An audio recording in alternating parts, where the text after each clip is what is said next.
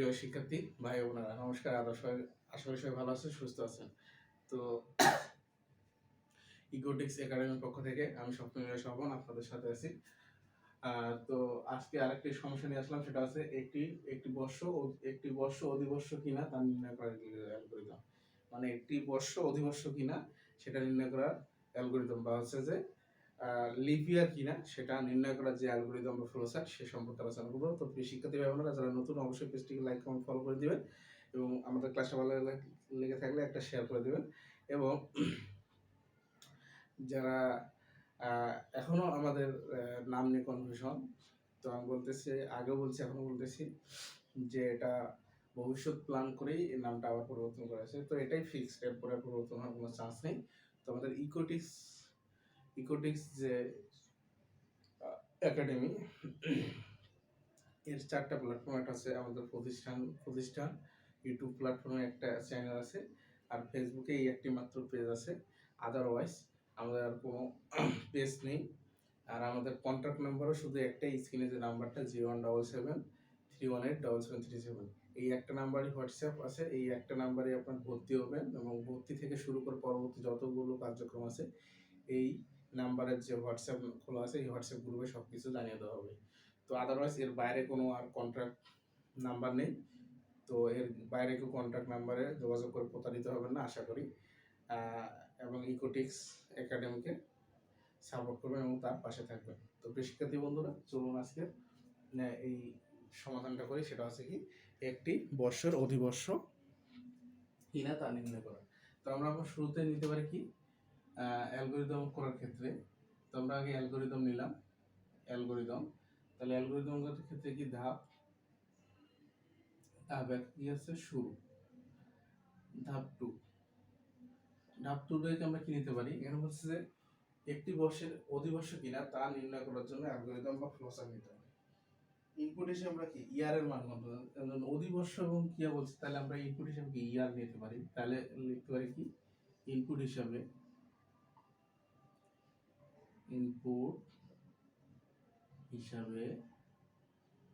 ইয়ার এর মান গ্রহণ করি। তাহলে আমরা লিখতে পারি কি, ইনপুট হিসেবে ইয়ারের মান গ্রহণ করি। তারপর আছে ধাপ 3। ধাপ 3 কি আছে, এখন আমরা তো ইয়ারের মান গ্রহণ করে নিয়েছি। ধাপ 3 আমরা ধরতে পারি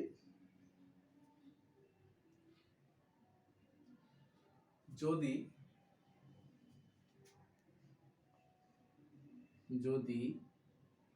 ইয়ার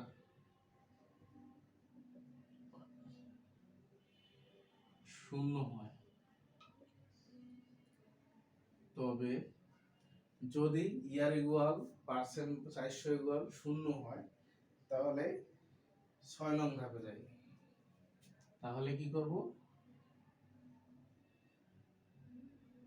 তাহলে 6 নং ধাপে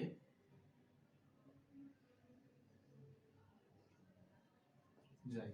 দেখেন, আর বলতেছি, যদি ইয়ার যে পার্সেন্টেজ, এটার ক্যালকুলেশন করার পর 400 ইকুয়াল 0 হয়, তবে আমরা 6 নং ধাপে যাব, আদারওয়াইজ না। তারপর আছে কি, যদি ইয়ার পার্সেন্টেজ 400 ইকুয়াল 0 হয়, তাহলে 6 নং ধাপে যাব, আদারওয়াইজ যাব না।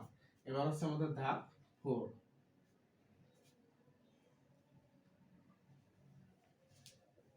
ধাপ 4 আমরা কি লিখতে পারি, যদি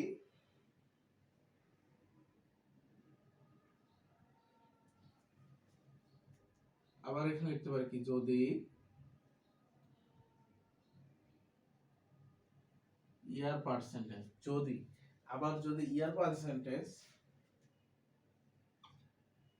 100 ইকুয়াল 0 এবং বা and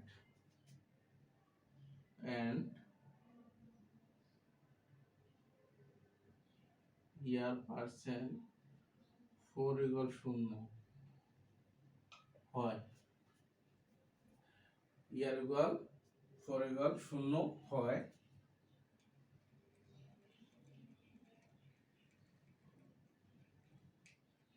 তাহলে এইটার মান যদি ইয়ার পার্সেন্টেজ 100 সেমিকোলন ইকুয়াল 0 হয় এবং এন্ড ইয়ার পার্সেন্ট 4 ইকুয়াল 0 হয়,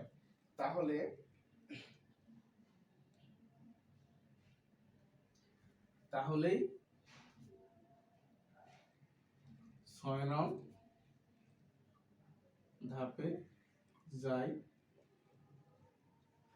অন্যথায় 5 নং ধাপে যাই। অ্যালগরিদমটা যদি আপনি ক্লিয়ার বুঝতে পারেন তাহলে আপনার ফ্লো চার্ট করতে ইজি হবে। তো অ্যালগরিদমটাই আপনাদের মনোযোগ সহকারে বুঝতে হবে, তাহলে আপনি ফ্লো চার্টটাই ইজি করতে পারবেন। তাহলে আমি লিখছি কি, যদি ইয়ার পার্সেন্ট সেমিকোলন 0 এবং ইয়ার ইকুয়াল পার্সেন্ট 4 ইকুয়াল 0 হয়, তাহলে 6 নং ধাপে যাই, অন্যথায় আমরা 5 নং ধাপে যাই। অন্যথায় আমরা কি যাব? 5 নং ধাপে যাই।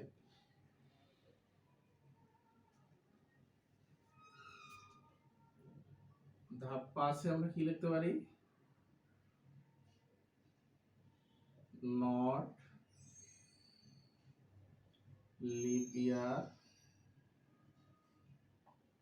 ছাপাই। ধাপ 6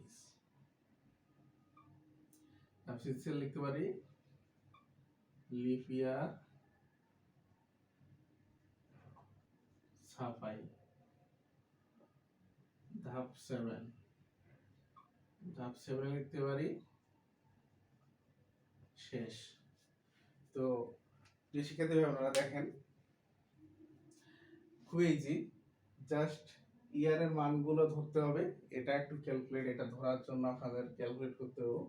আর হচ্ছে যে 5 নং ধাপে কি বলছি? নট লিপ ইয়ার, মানে লিপ ইয়ার হতে পারে।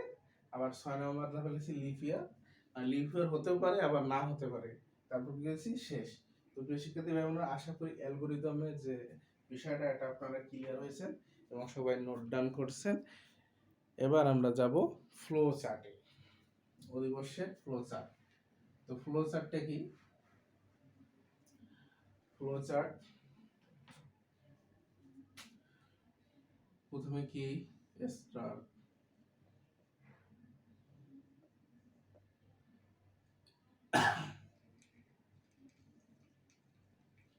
ইনপুট হিসেবে কি নিয়েছি? ইয়ার।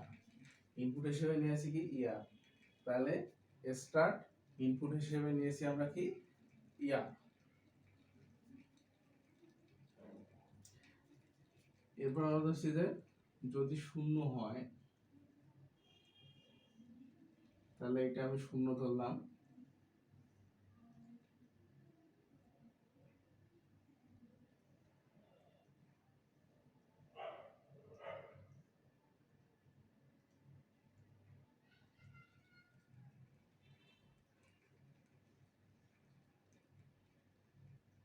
সরি,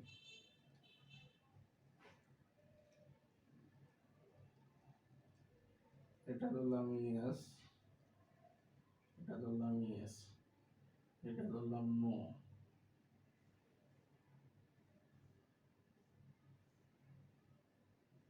এটা ধরলাম নো, আর এটা হচ্ছে ফাঁকা। কেন ফাঁকা? এখানে আমরা কোনো মান ধরি নাই, 0 ধরছি। তাহলে ইয়েস ধরতে পারি কি আমরা? লিভ ইয়ার, যদি লিভ ইয়ার হয়, লিভ ইয়ার। আর নো ধরতে পারি কি? নট লিভ ইয়ার। তাহলে ইয়েস ধরছি লিভ ইয়ার, আর নো ধরছি নট লিভ ইয়ার।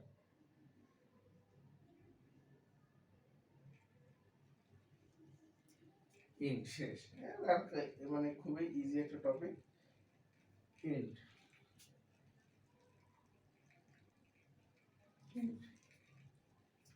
খুবই ইজি একটা টপিক।